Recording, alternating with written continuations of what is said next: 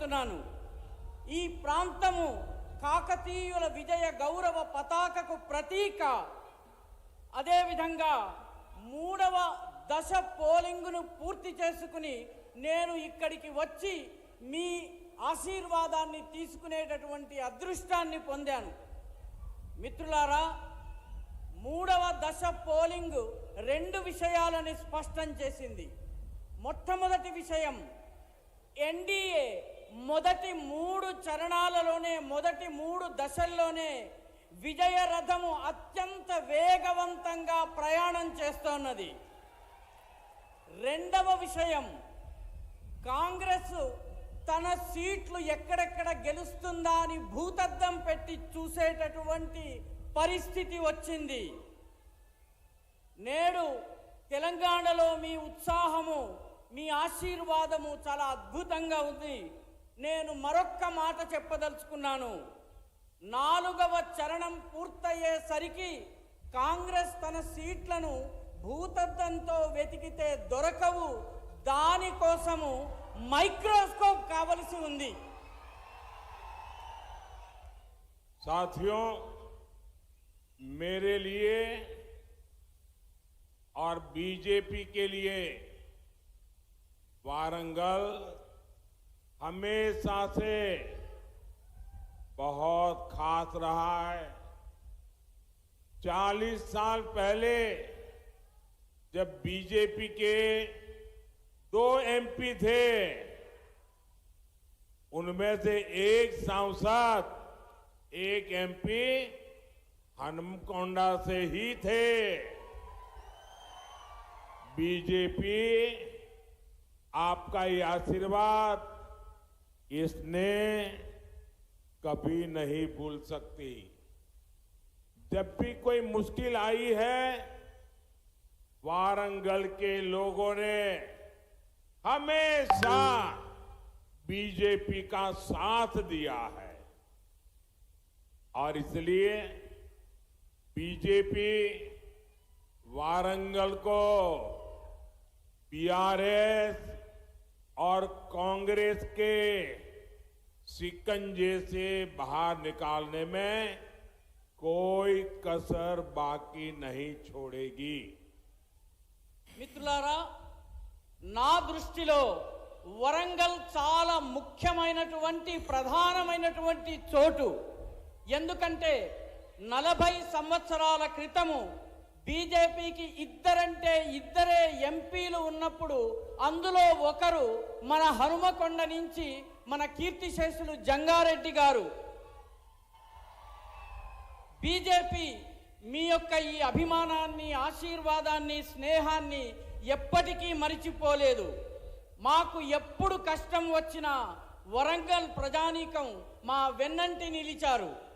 అందుకే బీజేపీ వరంగల్లో బీఆర్ఎస్ కాంగ్రెస్ యొక్క ఇనప గుప్పటి నుంచి వరంగల్ని బయటకు తీసేందుకు సర్వ ప్రయత్నాలను చేయబోతోంది. साथियों, आज आप सबके सामने विकसित भारत, विकसित तेलंगाना का सपना है। आप चाहते हैं ना कि भारत विकसित बने? आप चाहते हैं ना भारत विकसित बने? आप चाहते हैं ना भारत विकसित बने? आप चाहते हैं ना भारत की साख पूरी दुनिया में आगे बढ़े? आप चाहते हैं ना? आप चाहते हैं ना कि आपके बच्चों का भविष्य उज्जवल हो? आप चाहते हैं आपके बच्चों का भविष्य उज्जवल हो? आजकल आप देख रहे हैं विश्व किस हालात से गुजर रहा है। दुनिया में हर और अस्थिरता है, अशांति है, संकट है। ऐसे में क्या देश की कमान गलत हाथों में दी जा सकती है? इसलिए ही देश कह रहा है, फिर एक बार फिर एक बार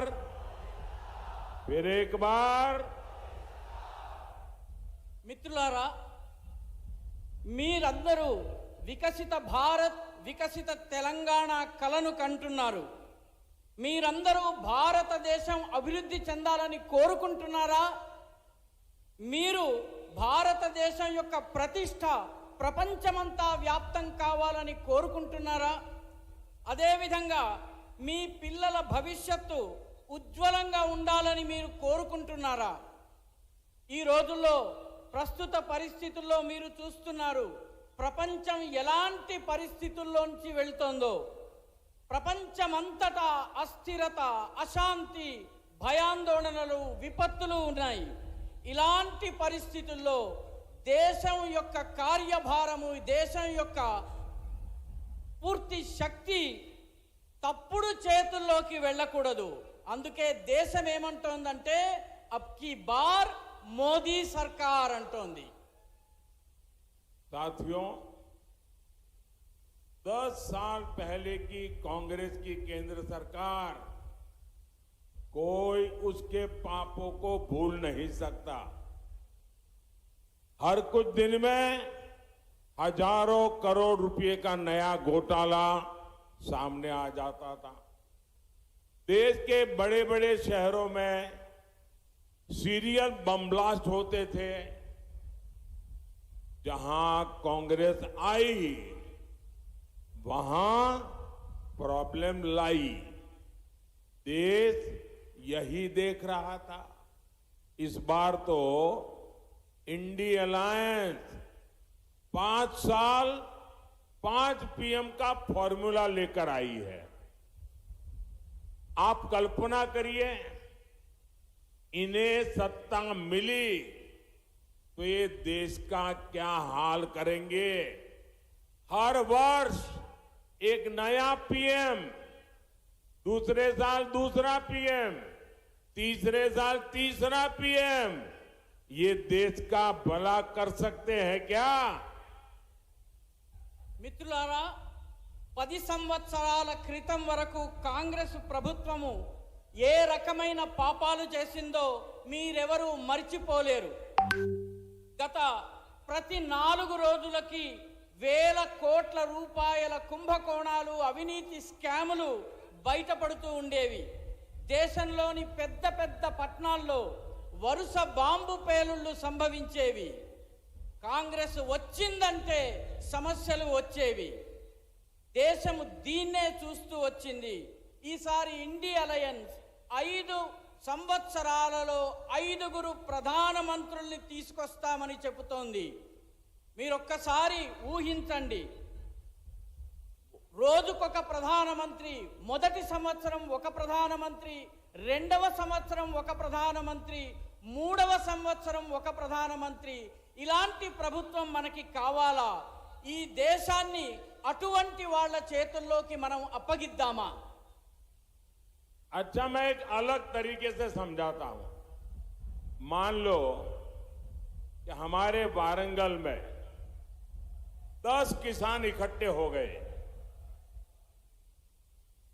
और 10 किसान इकट्ठे होकर के उन्होंने किसी को बुलाया जो जमीन में पानी कहां है उसकी खोज करने वाले को, और 10 किसानों ने पूछा कि भाई हम 10 खेतों के लिए पानी के लिए जमीन से पानी निकालना चाहते हैं.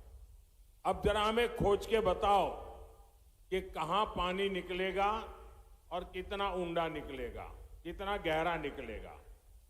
तो वो जो जानकार व्यक्ति था उसने 10 के खेत देखे और कहा, देखो भाई, ये नीचे पानी तो है लेकिन आपको 100 मीटर नीचे जाना पड़ेगा, पाइप लगानी पड़ेगी, तब जाकर के पानी निकलेगा. तो ये फिर 10 किसान मिले. उन्होंने कहा, देखो भाई, उसने कहा है कि 100 मीटर नीचे जाएंगे तो पानी निकलेगा. तो फिर उन सब ने तय किया कि ऐसा करो, हम 10 किसान हैं तो तो मेरे खेत में 10 मीटर का पाइप डालो, दूसरे ने कहा मेरे खेत में 10 मीटर का पाइप डालो, तो 10 ने कहा कि हमारे 10 खेत में 10-10 मीटर के पाइप डालेंगे तो 100 मीटर हो जाएगा। बताओ इससे पानी निकलेगा क्या? దీన్నే మీకు ఇంకొక పద్ధతిలో అర్థం చేయించే ప్రయత్నం చేస్తాను. వరంగల్లో ఒక 10 మంది రైతులు ఉన్నారనుకోండి.